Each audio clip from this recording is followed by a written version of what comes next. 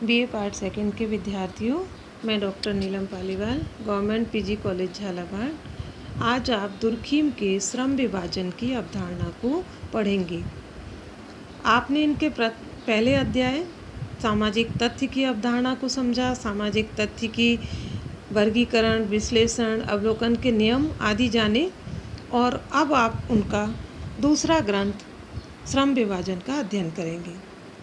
ये श्रम विभाजन दुर्खीम की प्रथम कृति है। आपको पहले भी बताया जा चुका है, समाज में श्रम विभाजन दुर्खीम की प्रथम कृति है। इस ग्रंथ का प्रकाशन 1893 में हुआ था। ये उनका शोध ग्रंथ है और इस ग्रंथ में दुर्खीम ने श्रम विभाजन का विस्तार से उल्लेख किया है और श्रम विभाजन से संबंधित अनेक नवीन अवधारणाओं का भी उल्लेख किया है। इसलिए क्योंकि हम सामाजिक तथ्य पहले क्यों पढ़ते हैं, क्योंकि दुर्खीम वो प्रथम समाज वैज्ञानिक हैं जिन्होंने समाजशास्त्र को स्वतंत्र विज्ञान बनाया, वैज्ञानिक पद्धति दी और समाजशास्त्र की विषय वस्तु दी। क्योंकि समाजशास्त्र अपने बिखरे स्वरूप में था या अन्य विज्ञानों के साथ ये पढ़ाया जाता था, इसलिए दुर्खीम ने सर्वप्रथम इस आवश्यकता को महसूस किया और उन्होंने इसकी विषय वस्तु दी, वो दी सामाजिक तथ्य। आपको समझ में आ गया होगा। दुर्खीम की विचारधारा समझने के लिए आवश्यक है कि दुर्खीम ने व्यक्ति नहीं समूह, यानी जो समूहवादी विचारक के रूप में उन्होंने अपने विचार रखे हैं, इसलिए उन्होंने व्यक्तिगत सोच, व्यक्तिगत आदत, व्यक्तिगत राय, व्यक्तिगत विचार को सामूहिक मस्तिष्क और सामूहिक विचार से अलग करके आपको अवधारणा दी और समझाने का प्रयत्न किया है। तो आपको ये समझना है कि सामूहिक व्यवहार का वैज्ञानिक विधि से अवलोकन संभव है, इसलिए सामाजिक घटनाओं का भी प्राकृतिक घटनाओं के भांति अध्ययन संभव है। समझ में इतनी विचारधारा आ गई है। दूसरी, उन्होंने कहा कि समाज एक बड़ा जीव है जैसे मनुष्य। फिर उन्होंने कहा कि मानव एक सावयव है। सावयव मीन्स विभिन्न अवयवों का योग, यानी बहुत सारे अवयव मिलकर, अंग मिलकर, जैसे मानव की रचना हुई है, हाथ पैर, कान नाक, हाथ कान, उसी तरीके से समाज भी एक बड़ा जीव या बड़ा सावयव है और उसकी एकता, उसका संगठन, उसका संतुलन, उसके जो अंग हैं उनके द्वारा किए जाने वाले कार्यों पर निर्भर करता है। जिस प्रकार से हमारे मानव के शरीर रूपी सावयव में किसी भी अंग में कोई विकृति आ जाए या वो बीमार पड़ जाए या कहीं दर्द हो या कुछ तकलीफ या व्याधि हो, तो हमारे शरीर रूपी सावयव पर जिस प्रकार से फर्क आता है या अंतर दिखाई देता है, उसी प्रकार से समाज रूपी सावयव का भी स्वरूप उनके द्वारा जुड़े हुए अंगों के द्वारा किए जाने वाले कार्यों से स्वरूप में विखराव भी आता है, व्याधिकी भी होता है और असंगठित भी होता है, असंतुलन भी आता है, टूटता भी है। तो ये दुर्खीम की प्रथम रचना थी, शोध ग्रंथ था। इसमें दुर्खीम ने व्यक्ति और समाज के पारस्परिक संबंध की व्याख्या की। अभी मैंने कहा ना, व्यक्ति भी एक सावयव है और समाज भी एक सावयव है। संपूर्ण समाजशास्त्रीय चिंतन की प्रमुख समस्या के रूप में, केंद्रीय समस्या के रूप में उन्होंने श्रम विभाजन को रखा। दुर्खीम के इस श्रम विभाजन के ग्रंथ के 3 अध्याय हैं। पहले अध्याय में दुर्खीम ने श्रम विभाजन के प्रकार को बताया है, यानी दुर्खीम ने श्रम विभाजन का क्या प्रकार है ये बताने का प्रयास किया है। और क्योंकि सामाजिक एकता के लिए श्रम विभाजन बहुत आवश्यक है और उसका आधार है, इसलिए किस तरीके से उसकी अवधारणा दी प्रकार के रूप में। इस ग्रंथ के दूसरे अध्याय में श्रम विभाजन के कारण एवं परिणाम की विस्तार से व्याख्या की है और तीसरे अध्याय में श्रम विभाजन के असामान्य स्वरूपों को बताया है। जब श्रम विभाजन अपने मुख्य स्वरूप या स्वीकृत प्रतिमानों के विपरीत हो जाता है तो समाज में बिखराव दिखाई देता है, समाज में जब मानव की आवश्यकताएं पूरी नहीं होती तो वो उन तौर तरीकों से उनकी अनुपालना नहीं करता है तो समाज में अव्यवस्था होती है, असंतुलन आता है। और उसी को दुर्खीम ने श्रम विभाजन के असामान्य स्वरूप कहा। अब हम यहाँ पहला अध्याय प्रारंभ करेंगे, श्रम विभाजन का प्रकार्य। प्रकार्य क्या कहते हैं बच्चों? प्रकार्य किसको कहते हैं? मानव द्वारा किए जाने वाले वे कार्य जिनसे समाज में संतुलन बना रहता है।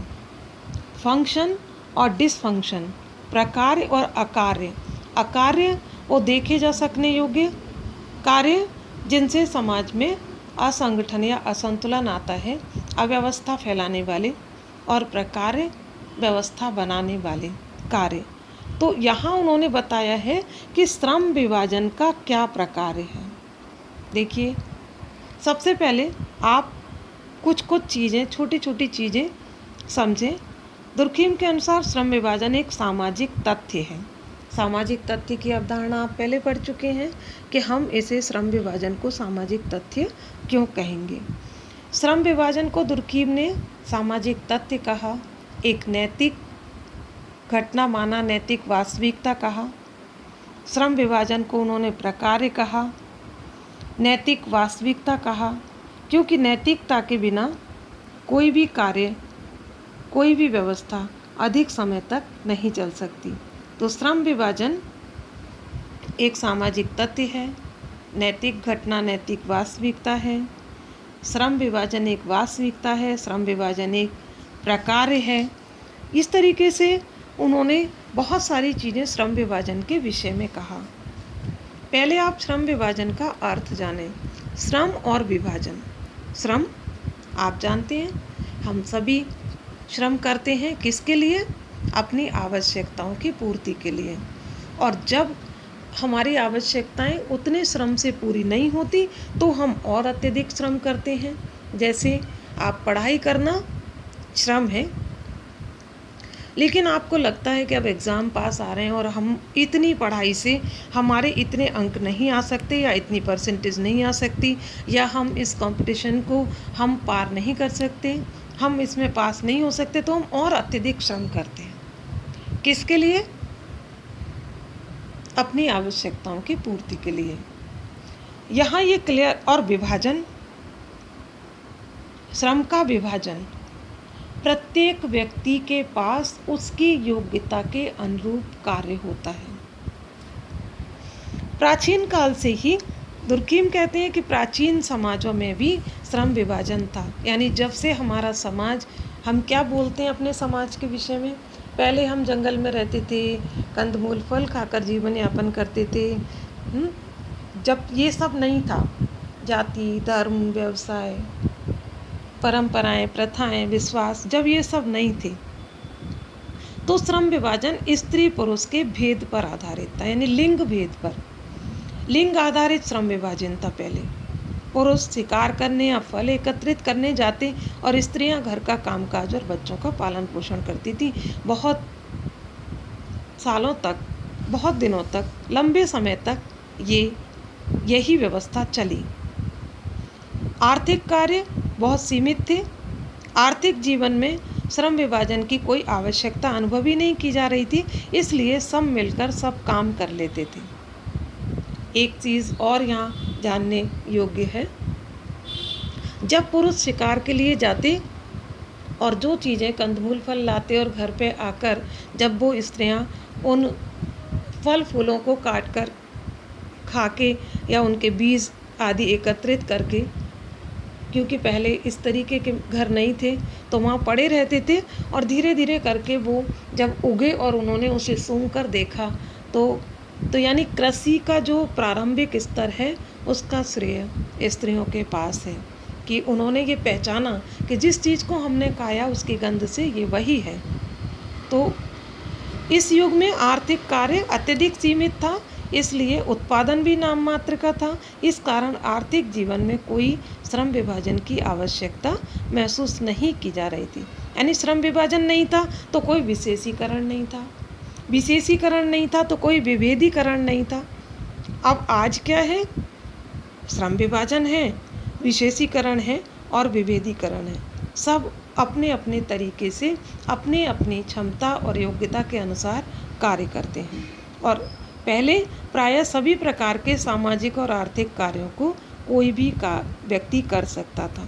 जैसे जैसे सभ्यता का विकास हुआ, आर्थिक जीवन के विभिन्न पहलू विकसित हुए, वस्तुओं की मांगें बढ़ी और आवश्यकताओं में विविधताओं का विस्तार हुआ, तो उत्पादन कार्यों में श्रम विभाजन की आवश्यकता महसूस की गई।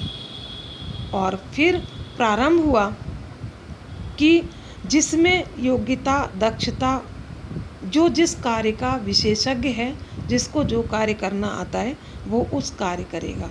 तो पहले जो लिंग आधारित था, फिर वो हो गया योग्यता आधारित, दक्षता आधारित।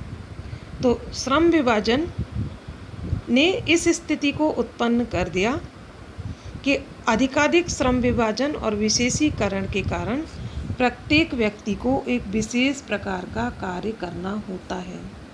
सामाजिक प्राणी होने के नाते उसकी आवश्यकताएं धीरे धीरे करके बढ़ी, उसका परिवार बढ़ा, अंतः निर्भरता बढ़ी, कार्य की आवश्यकता पड़ी, तो श्रम विभाजन भी अपने नए स्वरूप में बढ़ा।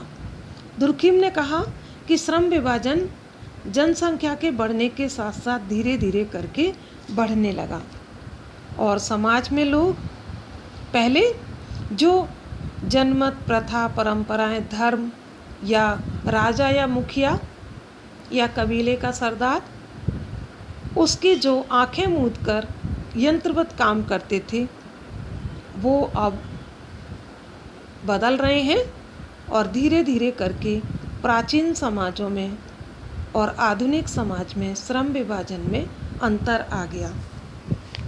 अब इसका अगला चरण जाने। श्रम विभाजन की आवश्यकता प्रत्येक समय और प्रत्येक युग में थी, ये आपने जाना। दुर्खिम ने कहा कि व्यक्ति श्रम क्यों करता है, क्योंकि उसके परिणाम स्वरूप, उसके पारिश्रमिक स्वरूप उसे जो मिलता है उससे उसके परिवार की आवश्यकता पूरी होती है। लेकिन यहाँ पर ये बात और ध्यान देने योग्य है कि दुर्खिम ने कहा कि श्रम विभाजन साधन नहीं है, साध्य है। यदि श्रम विभाजन से, यदि अत्यधिक श्रम करने से हमारी आवश्यकताएं पूरी होती, तो एक मजदूर या श्रमिक जो पूरे दिन मेहनत करता है, उसका परिवार भी अन्य संपत्तिशाली लोगों की तरह सुख सुविधाओं से युक्त होता या सारे भौतिक संसाधन उनके पास होते। इसलिए दुर्खिम ने कहा कि श्रम विभाजन साध्य है, साधन नहीं। अब यहाँ हम किस पर आ रहे हैं? प्रकार के असली अर्थ पर, कि श्रम विभाजन साध्य है, साधन नहीं है। साधन होता तो हम अत्यधिक श्रम करके जैसा चाहते हैं वैसा पा लेते। जैसे आप लोग मेहनत करते हैं, आप चाहते हैं कि हमारी फर्स्ट डिवीज़न आए या हमारी ये रैंक आए, लेकिन अत्यधिक श्रम करने पर भी आपकी वो रैंक नहीं आती, तो श्रम आपने किया तो आपने आवश्यकता पूर्ति हो, ये आवश्यक नहीं है। समझ में आ रहा होगा, मुझे लग रहा है आपको अर्थ समझ में आ रहा है। साध्य है, साधन नहीं। अर्थात श्रम विभाजन आवश्यकता पूर्ति करने वाला एक कार्य है, लेकिन उससे जैसा हम चाहते हैं वैसी आवश्यकता पूरी होगी, ये आवश्यक नहीं है। दुर्खिम ने इसीलिए श्रम विभाजन को प्रकार्य कहा। प्रकार्य शब्द का प्रयोग दुर्खिम ने इस अर्थ में किया कि श्रम विभाजन की प्रक्रिया समाज के जीवन के लिए कौन सी आवश्यकताओं की पूर्ति करती है। प्रकार्य का अर्थ उन्होंने यहाँ परिणाम या प्रभाव से नहीं लिया, वरन किससे लिया? भूमिका से, रोल से। प्रकार्यों के अभाव में मानव के किसी भी शरीर या समाज के किसी अंग की आवश्यकता की पूर्ति नहीं हो सकती। हाथ का रोल, पैर का रोल, जब हमारा हाथ दुखता है तो हम कहते हैं अरे हाथ नहीं दुखता, पैर दुखता तो ठीक रहता। जब पैर में चोट लगती है तो हम कहते हैं पैर में नहीं लगती, हाथ में लग जाती तो ठीक रहता। तो क्योंकि वो सभी एक दूसरे से संबंधित हैं, एक दूसरे के ऊपर अंतः निर्भर हैं, लेकिन और किसी के अभाव में किसी की आवश्यकता पूरी नहीं हो सकती, ना ही कोई अंग किसी दूसरे की आवश्यकता को पूरा कर सकता है। इसलिए दुर्कीम ने कहा कि ये चीज़ें याद रखना है। दुर्कीम ने श्रम विभाजन को एक प्रकार्य कहा, दुर्कीम ने श्रम विभाजन को एक नैतिक वास्तविकता कहा, दुर्कीम ने श्रम विभाजन को एक सामाजिक तथ्य कहा, ये और साध्य नहीं, साधन नहीं, साध्य कहा। तो ये 3-4 बातें आपको याद रहेंगी। दुर्कीम श्रम विभाजन को एक नैतिक वास्तविकता मान रहे हैं। नैतिक वास्तविकता के अभाव में किसी भी प्रकार की सामाजिक व्यवस्था अधिक समय तक नहीं चल रही। इसलिए अब नैतिकता क्या है? नैतिकता व्यवहार के नियम हैं, वे नियम जो मानव के आचरण पर अनिवार्य रूप से लागू होते हैं और जिनके साथ समूह की अभिमति भी जुड़ी रहती है। नैतिक तथ्य का संबंध मानव के आचरण से है, इसलिए श्रम विभाजन का प्रकार भी स्वाभाविक रूप से समाज में नैतिक कार्यों की उत्पत्ति करना है।